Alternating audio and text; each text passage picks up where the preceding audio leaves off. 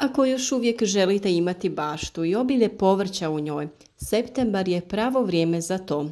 Temperature se polako spuštaju, doći će i nešto kiše i biti će odlični uslovi za uzgoj biljaka. Ljeto tako brzo prođe i odnese sa sobom svoje šarene plodove.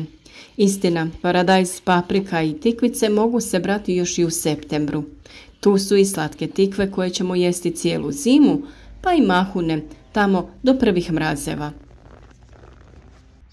Sad već pomalo nedostaje salate i zelenog povrća da opskrbimo organizam vitaminima i mineralima za nadolazeću zimu.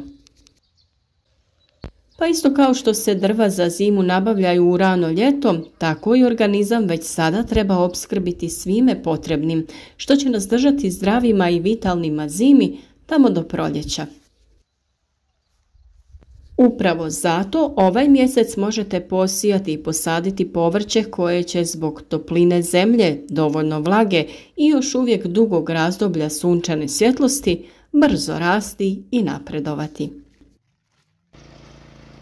Mnogi su već krenuli sa radovima i raduju se prvim ubranim plodovima, no uvijek dobro dođe podsjetnik za sve ono što možemo sijati u ovo doba godine. Zato u septembru nemojte propustiti posijati rotkvicu, špinat, blitvu, švicarsku blitvu, to je ona sa rozim ili žutim stapkama, matovilac, rukolu, zimsku salatu, kelj, te posaditi bijeli i crveni luk, rasad zimske salate i ozimog kelja. Špinat ili bolje rečeno baby špinat, dakle mali listovi za salatu, biti će spremni za konzumaciju za 30 dana nakon što ste ih posijali. Pri branju ga nemojte čupati nego listove režite, a korijenčići koji ostanu u proljeće će dati novi urod. Sijte ga u redove ili ovlaš po gredici na dubinu od 2,5 cm. Isto je i sa blitvom koja se možda već i sama osjemenila u vrtu. Pustite ju neka raste i berite mlade listove. Špinat se dobro slaže i sa rotkvicom koja se za čas pojavi vani. Male crvene glavice će vas raspoložiti već za 5 do 6 sedmica. Ona ne voli vruće vrijeme, pa ako je još uvijek pretoplo i ako prognostičari najavljuju duže razdoblje toplih dana, možete malo pričekati sa sjetvom. Prije nego ih posijete, prekopajte i dobro razrahlite zemlju. Rotkvica se najčešće sije u redove na dubini od 1,5 cm. Kelj, pogotovo uskolisni kelj, biti će vani za 30 dana kada ga možete brati i pripremati na lešo. Posebno će biti ukusan kada ga obari onaj prvi mraz. Salate kao što su matovilac, rukola, zimska salata, radič također brzo niknu. Bilo koju od njih možete brati dok su listovi još mladi, dugi tek 5 cm.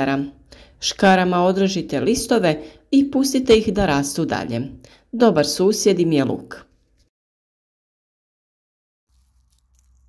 Crveni i bijeli luk također možete posaditi već sada. Njihova pera za mjesec dana neće biti tako velika i snažna kao što će biti u rano proljeće, ali dobro će poslužiti kao izvrstan izvor vitamina i minerala. Možete koristiti samo pera ili možete koristiti crveni luk kao mladi luk. Priprema zemljišta je također vrlo važna, ali i praćenje plodoreda. Za ovakve vrste povrća prekopajte, to jest obradite površinski sloj zemljišta. Ukoliko slijedite plodored, ove biljke su idealni susjedi uz luk, pa možete redove između lisnatih vrsta razdvojiti sa lukom. Dodavanje neke vrste humusa nije od viška. Ukoliko je vaš vrt poput našeg bio malčiran, dovoljno je da sklonite slamu i sijete povrće. Zemlju možete obogatiti sa pepelom drveta prije sjetve crvenog i bijelog luka, a glistinac bi bio savršeno hranjivo za ostale kulture, uključujući i luk. Lisnate kulture trebaju najviše dušika za razvoj te lisne mase, pa bi bilo dobro da ih sijete na mjesto gdje je prethodno uzgajan grašak koji usvaja atmosferski dušik i ostavlja ga u tlu. Sjetvu ovih biljaka radimo plitkom da bi se što prije probile iz zemlje. Voditi ćemo računa da bilje ne posadimo gusto. Dubina na koju se siju ove biljke je tek nekoliko centimetara.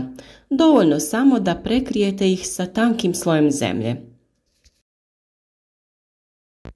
Već nakon nekoliko dana biljke će niknuti, pa treba pripaziti na pokoricu koja se stvara pri zalijevanju ili nakon kiše.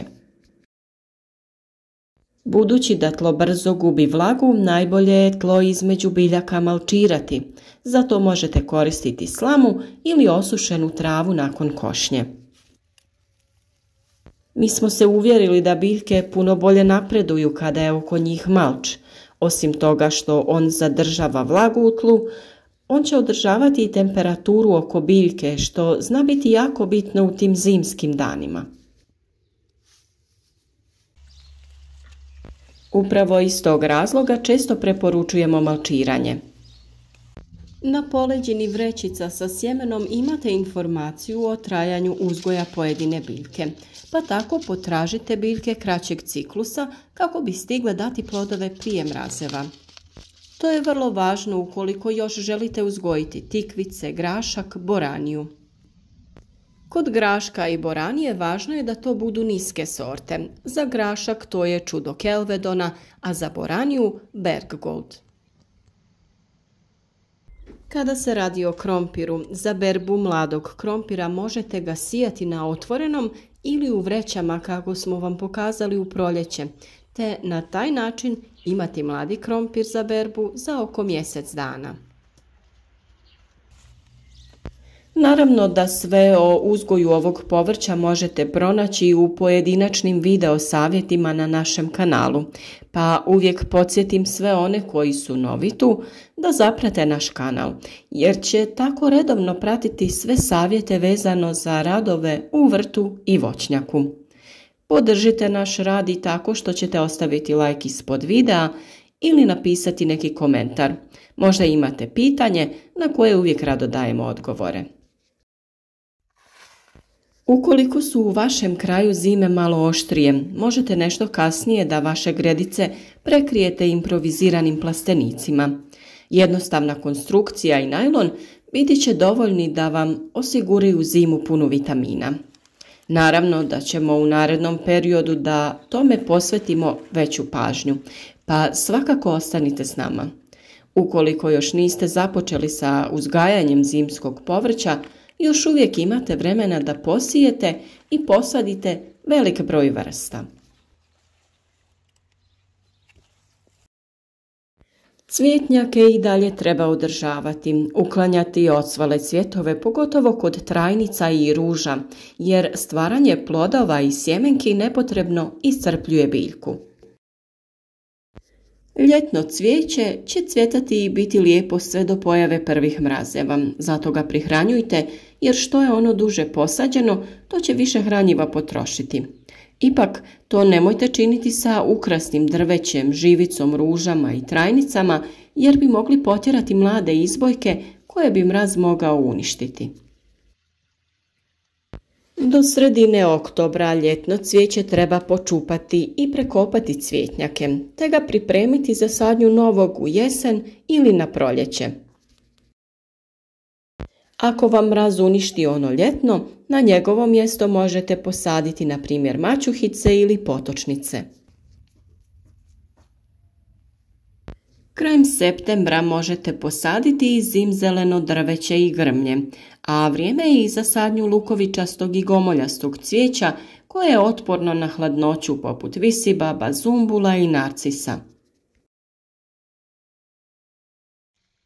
Ukoliko ste neke cvjetove ostavili da se osuše i odu u sjeme, vrijeme je i da prije kiša pokupite to sjeme, spremite na suho i tamno mjesto kako bi sljedeće sezone imali vlastito sjeme koje ćete iskoristiti za sijanje ponovno ovog predivnog cvijeća. Također mogu se razmnožavati i presađivati mnoge trajnice i jagode, ali i ruže i grmovi poput kupina i malina. Posude u kojima je bilo cvijeće treba isprazniti, očistiti, sterilizirati kako bi bile spremne za jesenju ili proljetnu sadnju. Možete ih odmah iskoristiti tako da u njih posijete začinske biljke koje ćete imati u kući i koristiti preko zime za pripremu jela ili čajeva. Dakle, uživajte u septembru što više možete i u ovim jesenjim danima koji su pred nama. Na suncu, sa rukama u zemlji, a nakon nekoliko sedmica uživajte i u plodovima svoga rada. A naravno da te ubrane plodove možete iskoristiti kako bi pripremili neko jelo.